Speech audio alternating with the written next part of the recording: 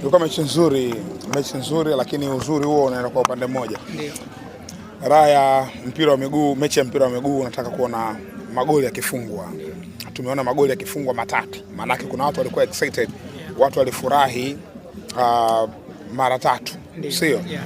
Lakini kufurahi huko wamefurahi watu wa upande mmoja, kwa maana ya watu wa Young Africans. But sisi ambao tulikuwa tunaangalia mpira, kuna mtu mwingine yeye ana upande, anaangalia tu mechi, amefurahi kuona magoli yanafungwa. Lakini kwa yule ambaye alikuwa na upande, hususan upande wa Young Africans, kafurahi zaidi. Na yule ambaye yuko upande wa Tanzania Prisons, manake ameumia na matokeo. Yeah. Hapo ukizungumzia Young Africans, nafikiri walikuwa bora eneo gani?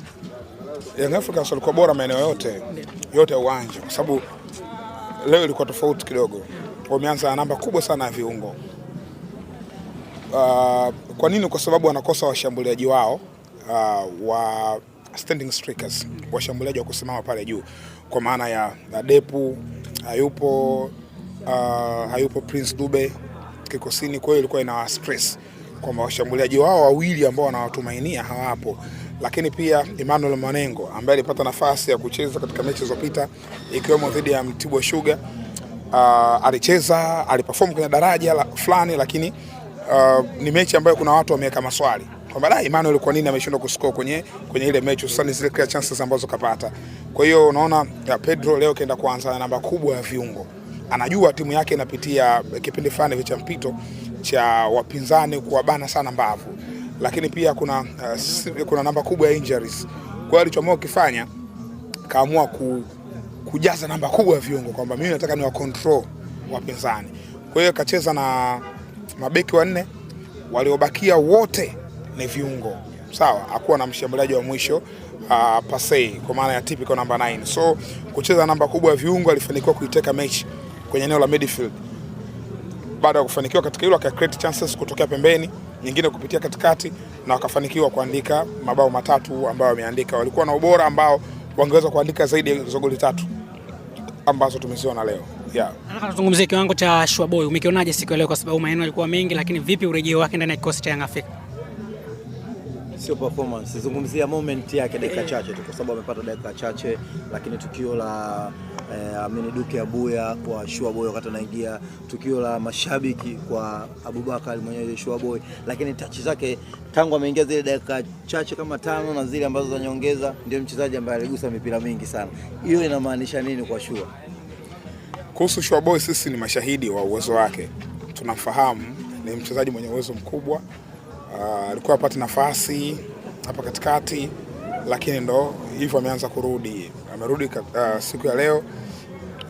Mechi imeenda, tayari wapo comfortable na matokeo. Anaingia Shua Boy ambaye muda mrefu alikuwa amekosa game time.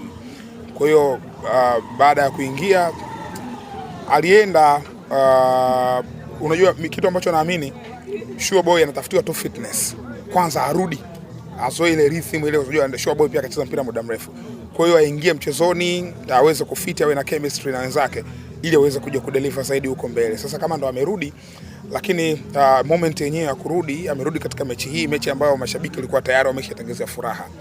Mechi ambayo anaingia, anayavishwa kitambaa cha unahodha kutoka kwa Duke Abuya, kitambaa ambacho yeye wakati anaingia kuonekana kama anakitaka. Abuya ndo kaenda kumlazimisha kumpa kile kitambaa, akiamini huyu ana thamani ya kuvaa hiki kitambaa Shua Boy.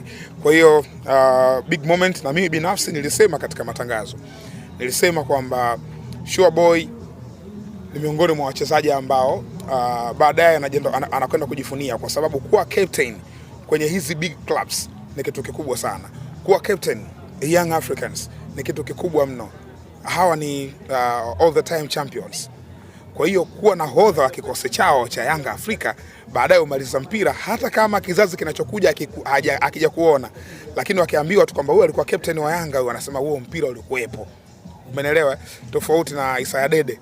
Anasema mimi nilikuwa nacheza pale. Nilikuwa nacheza na lazimisha, lakini mwenzako anakuambia mimi nilikuwa captain, inatosha. Kwa captain maana yake una uwezo mkubwa. So kwa Shua Boy, muda ambao ameingia, amejaribu ku create chances, lakini muda ulikuwa hautoshi, muda ulikuwa mdogo, but performance wise hakuharibu katika mechi licha kwamba alikaa nje kwa muda mrefu. Yeah. Ndio.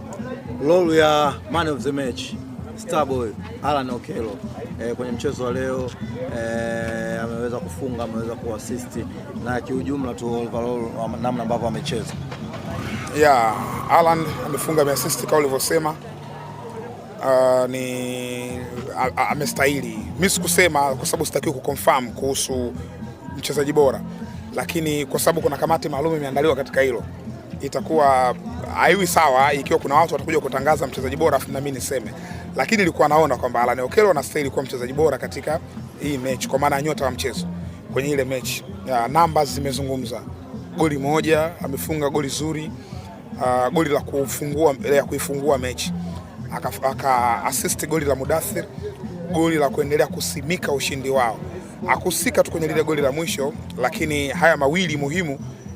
Unajua goli la Pacome ni goli la kuongezea, tunasema kuboresha ushindi. Lakini haya magoli mawili ya kwanza, la kwanza na la pili ilikuwa ni goli la kuua mechi. Kwamba tayari we are confident enough, tuko pale juu, tuna goli mbili. Lakini goli hili la mwisho limekuja kuboresha tu matokeo ya mchezo. But kwa Allan Okello ni mchezaji mzuri ambaye huu ni muendelezo wake tu wa performance ambayo kaionyesha leo. Ni mchezaji ambaye tayari alisha perform kwenye daraja la juu sana akiwa Uganda, akiwa na KCCA klabu yake ya kwanza hiyo pale Kampala. Performance ilikuwa bora sana. Baadaye akatoka kenda Paradu, mambo yakwenda vizuri Algeria. Amerudi tena nyumbani Venoms Vipers, kawasha tena pale pale kama ambapo alipoishia akiwa na KCCA. Performance nzuri Young Africans wanamuona na mtia kikosini. Ameanza kwa kusuasua mwanzoni kwamba kuna vitu vionekane kwa Okello, hususan kwenye maeneo ya numbers. Kuna vitu vionekane, lakini mimi binafsi sijawahi kumkatia tamaa Allan kwa sababu mimi napenda ligi ya Uganda, anaifuatilia. Allan miongoni mwa wachezaji wakubwa sana. Mchezaji ambaye ana talent ya juu mno. Season yake ya kwanza ameingia kwenye dirisha dogo la usajili, si ndio? Ana learn taratibu, ana learn mazingira, ana learn kuhusu timu, anajaribu kufanya vitu vitokee, anaenda na cooperation na wenzake kwa maana ya kutafuta muunganiko na wenzake. Kwa hiyo kwa sasa hivi kusema Allan kafeli au itakuwa sio sawa. Kwa hiyo Allan ana muda mwingi atakuja kuprove. So hiki ambacho amekionyesha leo ni kitu kizuri ambacho mashabiki wa Young Africans na mwenyewe Allan anatamani kuona unakuwa muendelezo wa kufanya vizuri katika mechi zinazokuja hapo mbele.